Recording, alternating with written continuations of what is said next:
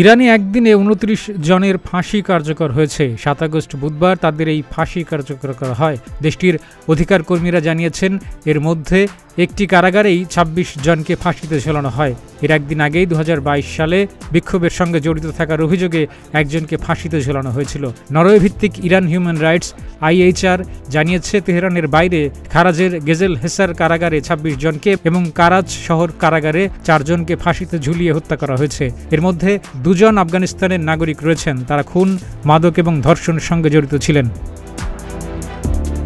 যুক্তরাষ্ট্র ভিত্তিক আরও ২ সংগঠন human rights activist news agency এবং centre for human rights in ইরানও ফাঁসির খবর নিশ্চিত করেছে। ২০২২ সালের সেপ্টেম্বরে হিজাব নীতি ভঙ্গ করার অভিযোগে দেশটির নীতি পুলিশ মাইশা আমিনী নামের এক তরুণীকে আটক করেছিল। পরে পুলিশ হেফাজতে তার মৃত্যু হয়। মাইশার পরিবারের অভিযোগ, তাকে নির্যাতন করে হত্যা করা হয়েছে।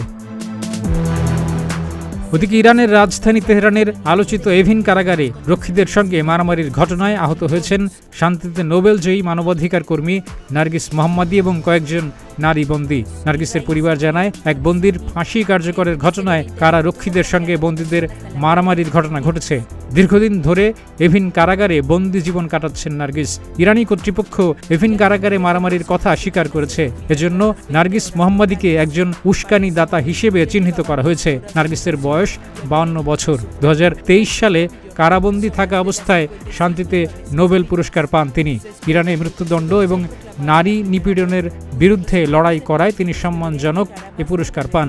২০২১ সালের নভেম্বর থেকে নার্গিস কারাগারে আটক। ডেস্ক রিপোর্ট, প্রতিদিনের বাংলাদেশ।